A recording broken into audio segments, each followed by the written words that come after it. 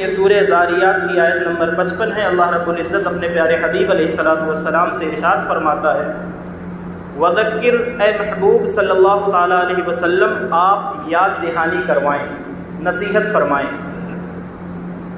کیوں؟ فإن الذکرى تنفع المؤمنین، آپ لوگوں کو یاد دہانی کرواتے رہیں، انہیں سمجھاتے رہیں، انہیں بتاتے رہیں، اور جو پیغام آپ تک پہنچا ہے وہ آپ لوگوں تک، انسانیت تک پہنچاتے رہیں، اس لیے کہ جو نصیحتیں ہوتی ہیں اور جو یاد دہانی ہوتی ہے وہ مومنین کے لیے فائدہ پہنچانے والی یعنی نفع بخش ہوتی ہے، کہ نصیحتیں جب بھی کی جائیں گی تو وہ اثر کس پر ہوں گی؟ وہ اثر انداز ہوں گی فإن الذکریٰ تنفع المؤمنین، صرف مومنین پر اثر انداز ہوں گی، اور جن میں مومنین والی کوالٹی نہ ہو، مومنین والی صفات نہ ہو، اور وہ بھلے سے اپنے آپ کو ایمان والا سمجھتے ہیں، مومن سمجھیں، مسلم سمجھیں، لیکن ایمان والا ہونے کی جو صفات ہیں اور ایمان والوں کی جو کوالٹیز ہیں، اگر وہ بندے میں نہیں ہوں گی تو آپ اسے قرآن سے نصیحت کریں،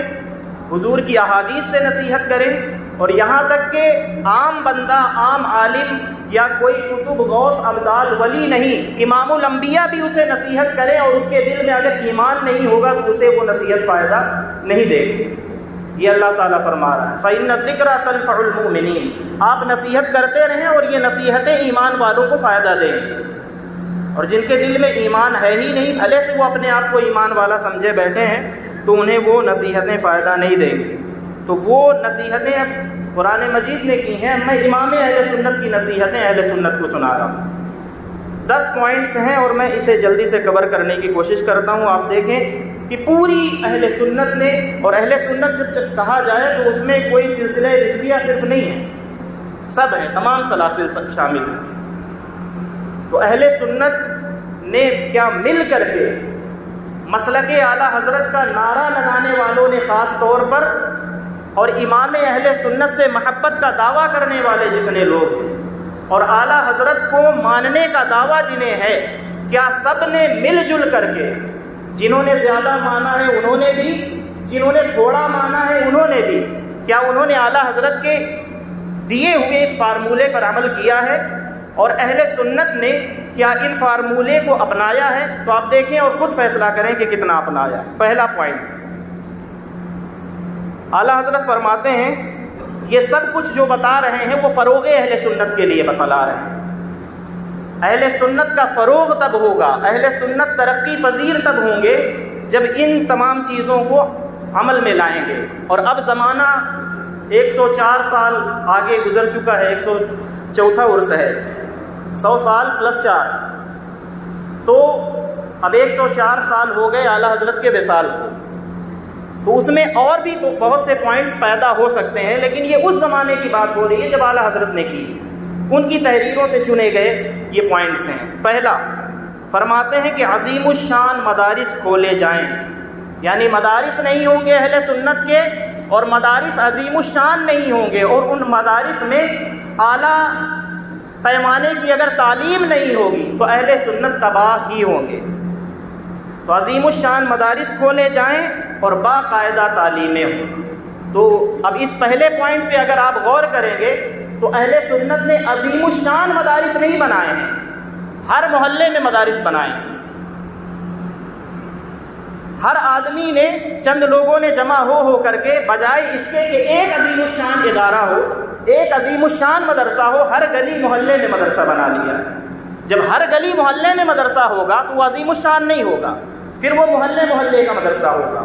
تو یہ پہلا ہی پوائنٹ ہے جس میں عام طور پر اور اکثریت اہل سنت پھیل ہو گئی۔ جگہ جگہ مدرسے کھولے ہیں، اور مدرسوں کو عظیم الشان بنانے کے بجائے ہر محلے میں مدرسہ بنایا۔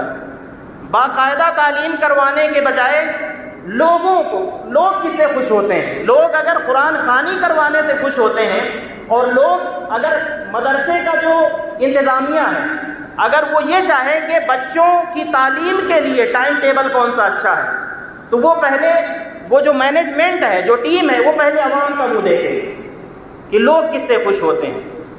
تعلیم کا جو وقت ہے اس وقت کو برباد کر کے بھی اگر قرآن خوانی لوگوں کے فائدے کے لیے کروانی ہوگی تو مدرسے والے بھی چونکہ بیچارے چندے سے ان کا کام چلتا ہے، مدرسے چلتے ہیں تو ان کو معلوم ہے کہ ہم لوگوں کو خوش رکھیں گے تب لوگ ہمیں چندے دیں گے، تو اب یہ لوگوں کی ثواب دید پر ہے کہ ہم کس طرح سے اپنی نئی نسل کی، اپنے طلباء کی اور اہل سنت کی آگے کی زندگی برباد کر رہے ہیں۔ تو یہ پہلا پوائنٹ تھا جس میں پوری اہل سنت عام طور پر فیل ہو گئی۔ دوسرا پوائنٹ دیکھیں، فرماتے ہیں طلباء کو وظائف ملیں، اسکالرشپ جسے کہا جاتا ہے۔ ایک اسکالرشپ جو ہے حکومت دیتی ہے، اور حکومت مدرسے کے بچوں کو تو دے گی نہیں، وہ اسکول کالج کے بچوں کو دیتی ہے۔ تو جس طرح سے حکومت اسکالرشپ دیتی ہے بچوں کو، تو اعلیٰ حضرت فرماتے ہیں کہ طلباء کو جو طالبان علوم نبوت ہیں انہیں بھی اسکالرشپ دیے جائیں، اور فرماتے ہیں خواہی نخواہی گرویدہ ہوں، یعنی کہ چاہنے والے طلباء، ضرورت مند طلباء اور جو غیر ضرورت مند ہیں، جنہیں ضرورت ہے اور جنہیں ضرورت نہیں ہے، تو جب اسکالرشپ دی جائے گی، تو جب انہیں اسکالرشپ ملے گی، جب انہیں وظیفہ ملے گا، تو جو نہیں پڑھنے والے ہیں وہ بھی مدرسہ جانے کا رخ کریں گے، پڑھنے کی کوشش کریں گے۔ یہ فارمولہ دیا تھا۔ اب یہ فارمولہ کتنے لوگوں نے اپنایا، کتنے مدرسوں نے اپنایا، اب یہ آپ دیکھتے رہیں۔ میری یہ مجبوری ہے کہ میں اپنے معاشرے میں، اپنی پوری اہل سنت میں، ہندوستان کے ماحول میں جو میں اپنے قوم میں کمیاں دیکھتا ہوں، تو بجائے اس کے کہ لوگوں کو خوش کرنے کے بجائے جو ہماری کمیاں ہیں ان کمیوں پر بات کی جائے تاکہ ہم سب مل جل کر کے ان کمیوں کو دور کرنے کی کوشش کریں، نہ کہ وہ کام کریں کہ چلو جیسا چلا آیا ہے چلنے دو۔ تو جو حالت ابھی ہے اس سے بری حالت آگے چل کر کے ہونے والی ہے۔ اگلا پوائنٹ دیکھیں، تیسرا، مدرسین کی بیش قرار تنخواہیں ہوں۔ پورا مطلب کہ اگر دیکھا جائے مدارس چھوٹے سے لے کر بڑے تک آپ جائیں اور جا کر کے دیکھیں کہ ان کے مدارس کے وہ اساتذہ جو ہم جیسے طالب علم پیدا کر کے آپ کی امامت کے لیے بھیجتے ہیں، یا ہمارے وہ مدارس جہاں وہ اساتذہ اکرام جو بچوں کو حافظ قرآن بناتے ہیں، عالم دین بناتے ہیں، قاری قرآن بناتے ہیں اور مفتی بناتے ہیں، تمام ان کو ڈگریاں دے کر کے اور انہیں علم کے جوہر سے آراستہ کر کے پوری قوم کے سامنے پیش کرتے ہیں، لیکن اعلیٰ حضرت کیا فرماتے ہیں کہ ان مدرسین کی، مدرسے میں پڑھانے والے مدرسین کی بیش قرار تنخواہیں ہوں۔ کتنے مدرسے ایسے ہیں کہ جنہوں نے اپنے مدرسوں کے مدرسین کی تنخواہوں کی فکر کی ہے؟ آپ جا کر کے دیکھیں، ان کی تنخواہ اگر معلوم ہوگی تو سن کر کے شرم آئے گی کہ اتنی تنخواہیں انہیں دی جا رہی ہیں۔ تو یہ ہے اعلیٰ حضرت سے محبت کا نتیجہ۔ آپ فرماتے ہیں کہ مدرسین کو بیش قرار تنخواہیں دی جائیں اور ان کی کارروائی کے مطابق، یعنی جو ان کے اندر کوالٹی ہے، جس محنت کے ساتھ، لگن کے ساتھ جو مدرس، جو استاد جیسی خدمت کسی مدرسے میں انجام دے رہا ہے، اس کی ڈیوٹی کے اعتبار سے، اس کی محنت کے اعتبار سے اہل سنت پر یہ لازم ہے کہ انہیں تنخواہیں دیں۔ کتنے مدرسے دے رہے ہیں؟ اب بات بری لگتی ہے تو میں کیا کر سکتا ہوں؟ اعلیٰ حضرت کے میں پوائنٹس آپ کو سنا رہا ہوں۔ چوتھا آپ دیکھیں، فرماتے ہیں طبائع طلباء کی جانچ ہو۔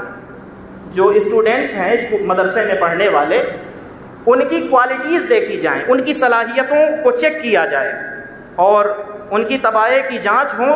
جو جس کام کے زیادہ مناسب دیکھا جائے اسے معقول وظیفہ دے کر کے اس کام میں لگایا جائے۔ یہ بچوں کی بات کی جا رہی ہے جو پڑھنے والے ہیں۔ کوئی اگر مان لے کہ مناظر اچھا بن سکتا ہے، اہل سنت کا دفاع کرے گا، کوئی تقریر اچھی کر سکتا ہے، اس کو اس کام میں لگایا جائے، کوئی تحریر اچھی لکھ سکتا ہے، کتابیں اچھی لکھ سکتا ہے، اس کو وظیفہ دے کر کے اس کام میں ٹرین کیا جائے۔ ہم نے نہیں کیا تو یہی تو وجہ ہے اہل سنت کی تباہی کی۔ 100 سال پہلے امام اہل سنت نے جو فارمولہ دیا تھا، پوری اہل سنت نے چھاپتے رہے، اس کو پڑھتے رہے، چھاپتے رہے، پڑھتے رہے۔ اعلیٰ حضرت نے کیا فرمایا کہ جو طلباء کے اندر، اسٹوڈنٹس کے اندر، مدرسے میں پڑھنے والے بچوں کے اندر جس کے اندر جو صلاحیت ہو، تو اس کی صلاحیت کے اعتبار سے اس فیلڈ میں جس میں وہ انٹرسٹ رکھتا ہے اس میں اس کو تیار کیا جائے، ٹرینڈ کیا جائے اور اس کے لیے اس کی وظیفہ مقرر کیا جائے، اسکالرشپ دی جائے تاکہ وہ اپنے فیلڈ میں اور زیادہ مہارت حاصل کر سکے، اور جب وہ پیسے سے پریشان نہیں ہوگا تو اپنے فیلڈ میں محنت کرے گا۔ اگلا پوائنٹ دیکھیں، جو ان میں تیار ہوتے جائیں، مدرسے سے فارغ ہونے کے قابل ہو جائیں، اہل سنت کی اور اسلام کی خدمت کرنے کے قابل ہو جائیں، تو امام اہل سنت فرماتے ہیں کہ جو ان میں سے تیار ہوتے جائیں، تنخواہیں دے کر ملک بھر میں انہیں پھیلایا جائے۔ یہ کام کس نے کیا ہے؟ ملک بھر میں انہیں پھیلایا جائے اور تحریر، تقریر، واعظ، مناظرہ اور اشاعت دین و مذہب ان کے ذریعے سے کیا جائے۔ میں اب جلدی پڑھ رہا ہوں، چھٹا دیکھیں، حمایت مذہب و رد بد مذہبہ میں مفید کتب و رسائل مصنفوں کو نذرانے دے کر کے تصنیف کرائے جائیں۔ مصنف کو کون نذرانہ دیتا ہے؟ مصنف جو کتاب لکھ کر کے، یعنی حضرت فرماتے ہیں کہ وہ جو اس سے، جیسے یہاں کی لوکل جو ضرورت ہے تو ایسے لوگوں کو تلاش کیا جائے اور ان کو اچھا وظیفہ دے کر کے، نذرانہ دے کر کے، وقت کی ضرورت کی اہمیت کا احساس دلا کر کے، جس زبان میں لوگ وہاں پر پڑھنا لکھنا جانتے ہوں اس سے وہ ریکویسٹ کر کے اس زبان میں اور اس موضوع پر کتابیں لکھوائی جائیں اور اسے نذرانہ ہدیہ پیش کیا جائے۔ اور تصنیف شدہ یا نئی تصنیف رسائل عمدہ اور خوش خط چھاپ کر ملک بھر میں مفت تقسیم کیے جائیں۔ لنگر مفت تقسیم ہو سکتا ہے لیکن کتابیں مفت تقسیم اہل سنت سے نہیں ہو سکتی۔ تو یہ ہے ہماری تباہی کی وجہ۔ اب میں اگلے پوائنٹس چھوڑ رہا ہوں، یہ 7 پوائنٹس میں نے پڑھے ہیں چونکہ کچھ اعلانات ہیں، اور آخری بات کر دیتا ہوں۔ مفتی احمد یار خان نعیمی رحمۃ اللہ تعالی علیہ، جن کی کتاب ہے جاء الحق، وہ اہل سنت کا درد بیان کرتے ہیں، اور وہی درد اور وہی رونا میں جمعہ کے دن کھڑا ہو کر کے یہاں روتا ہوں، اور میں روتا رہوں گا، اور مجھے رونے سے کوئی نہیں روک سکتا۔ یہ میری اہل سنت والجماعت کا درد ہے، اور مجھے درد ہے تو میں روؤں گا۔ اور وہ درد کیا ہے؟ مفتی احمد یار خان نعیمی سے سنیں۔ فرماتے ہیں سنیوں کا جو حال ہے، فرماتے ہیں اہل سنت کون ہوتے ہیں اور ان کا کام کیا ہے؟ اہل سنت بہر قوالی و عرس، سنیوں کا پیسہ کہاں خرچہ ہوتا ہے؟ قوالی میں، عرس میں۔ اور دیوبندی بہر تصنیفات و درس، دیوبندیوں کا پیسہ لٹریچر میں خرچ ہوتا ہے، کتابیں چھاپنے میں، لکھنے میں، پڑھنے میں، پڑھانے میں، درس اور تدریس میں خرچ ہوتا ہے۔ تو وہ آگے جائیں گے کہ تم آگے جاؤ گے؟ ایک اور آخری شعر دیکھیں، فرماتے ہیں خرچ سنی کا جو خرچ ہے، یہ فارسی کی ترتیب پر شعر ہے، خرچ سنی بہر قبور و خانقاہ، سنیوں کا پیسہ کہاں لگے گا؟ قبروں پہ لگے گا، خانقاہوں پہ لگے گا۔ اور خرچ نجدی بر علوم و درس گاہ، نجدیوں کا پیسہ کہاں لگے گا؟ علم پر لگے گا، علم کے فروغ میں لگے گا، درسگاہ میں لگے گا۔ پھر روتے رہنا کہ لوگ دیوبندی ہو رہے ہیں، لوگ اہل حدیث ہو رہے ہیں، تو کام وہ کر رہے ہیں تو ان کا مسلک پھیلے گا۔